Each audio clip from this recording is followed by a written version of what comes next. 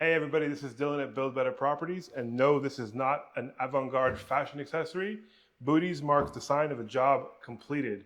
Welcome to our Saratoga project. I'm going to give you guys a walk through the project that we just finished here, starting with this beautiful entryway. One of the things I love to do when I design a house is to make sure the entrance is always flooded with light. It's your first contact point of the house. You come in after a hard day work in the afternoon, whatever. Everything is nice, open, and it feels as big and clean and flooded with natural light as possible. Off to the right here, we have our powder room. One of my favorite bathrooms in the house, honestly. Take a look at that. When you're in a powder, oh, hello, sorry, sir, not right now. We'll be with you in a moment. One of the things that's really important when doing a powder room is these rooms typically don't have windows. So make sure you have a skylight to bring in some light in the room. Otherwise it gets really dark and artificial light's not gonna do it. Sorry, this should be off. And artificial light's not going to do it. So when you have a small space, you want to go light finishes and make sure there's light from above to make it look nice. Fun game we can play with other general contractors in the area. Do you see all these beautiful tiles? There's only about 3 real grout lines in this entire wall. See if you can figure out where they are if you want to break your head. It took me a second. But most of these lines are fake. This is pressed porcelain. Mosaic, looks beautiful, suits the bathroom perfectly. Powder rooms, my design, I like them next to the entry. That way your guests don't have to go looking through your entire house to use the restroom. So that's our powder room. It's got natural wood finished vanities, a nice big LED mirror. Again, guys, skylights, skylights, skylights, skylights, skylights. When people say the sky is the limit, the skylight is the limit. Make sure you get light into these rooms that don't have windows. Super important. You're gonna follow me now into what is the heart of the house. Come on this way. This is the kitchen, dining, and living room. Flooded again with skylights, large open windows. We want as much light as possible. My design for this house started with the fact that I wanted to take the roof off. Taking the roof off this house allowed me to vault the ceiling to this height. This is a 15-foot, beautiful, natural, vaulted ceiling full of natural light. You can see the windows behind me here. It kind of feels like a fishbowl, right? You kind of feel like it's flooded in glass. It's got that beautiful indoor-outdoor feeling that we want so much in California. This design was the starting point for me in the house. When I saw the plans, I wanted to do something big and grand and open. When the clients say I like open spaces, I took it to heart. I'm gonna walk you guys around into the kitchen. The kitchen on this project was a lot trickier to design than it looks. This entire kitchen was designed custom to fit the structure of the house, complete with porcelain countertops, solid wood cabinetry, French oak island. I wanted to keep things really, really, really light. I don't love when people smack cabinetry too close to a window. Kind of feels claustrophobic. I wanted this whole kitchen to feel nice, easy, and open, which I think we achieved that look. We've got bar seating around the side of the kitchen that I absolutely love. I can already see the parties happening in this kitchen, the people coming over, having a good time, sitting, talking by the island. You've got your formal dining behind you. You've got your friends watching TV here, all in this massive grand space. Let's take a look at the bedroom wing of the house. The master suite is on this way. We also have a junior master to take a look at, and some guest rooms, so follow me.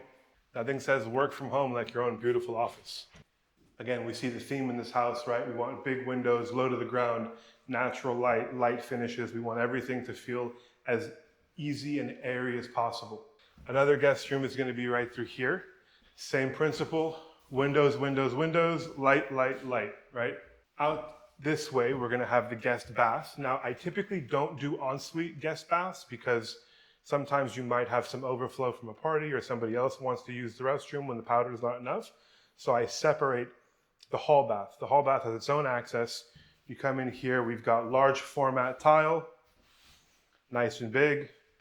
We've got double vanities in case you have a family staying over, 2 or 3 guests. Tile to the ceiling, it's all porcelain all the way up. Beautiful work on the shower. My design tip, just practicality. When you've got a powder room and you've got a guest room, there are times it makes sense to go en suite, to stick it on to the bedroom, but there are times where it makes sense to give it access to the hallway, and this is one of those times, right? The rest of the bathrooms in this house are en suite, starting with the junior master, which is out that way. Oh, look, another skylight. The junior master. This is really important. This room should have its own walk-in closet, which it does here. And it has its own bathroom. It is on the slightly tighter side, but again, remodel, this is an addition. We did not pass the threshold for new construction. So we had to make some concessions, and a little bit of a tight bathroom was one of them. But compared to what you get, nope, sorry, not now. Smart toilets are getting dumber by the day. We have our nice big 48 vanity. We've got a nice big beautiful shower in the back over there. Private ensuite. This will be just for the kids staying in this bedroom. You know how I feel about kids deserving their own bathrooms. The more indoor plumbing you give them the room, the less you have to see them as parents. Remember that. And then now this way, skylight and skylight. You really can't overdo it. The master has a nice big ceiling. That's really important. We want them high. It's a little bit of a mess in here, honestly. We're just fitting a lock to that door. We'll fix that in post. Come on into the bathroom. I love this bathroom. We've got a wet room. All of this is going to be behind glass. We've got a drop-in tub. We've got a nice, comfortable shower ledge, shower system, another skylight. These skylights, by the way, are all operable, which is great when you're taking a shower. You can let some of the steam out. Of course, we've got the regular exhaust fans and everything installed here, but it's a lot nicer to be able to open the skylights. Of course, we got a master closet. I do a lot of my designs this way, where I set the kitchen and then I have powder rooms behind the kitchen, and I also have laundry and pantries behind also. So if we go through this Costco door here, we have full service laundry room and additional pantry. That's the door to the garage. The idea is really simple, right? You come into the house, you're full of groceries, you don't want to walk the whole length of the house. You've got a place to drop stuff off, you've got a place to store your foods, your canned goods, etc. So we've got full pantry on one side, full laundry on the other,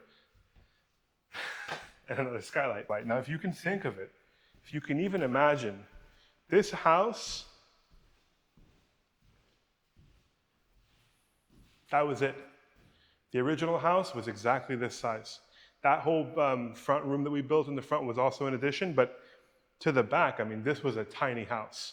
The owners wanted to get something much bigger. They didn't want to move, they didn't want to sell, and they didn't want to do new construction for many reasons.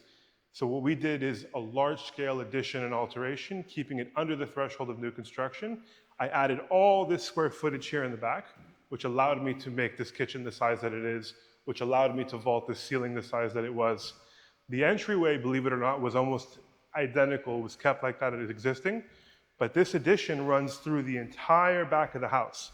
So this addition was done in the back, and the most important addition was done right from this doorway. Just this block was added on.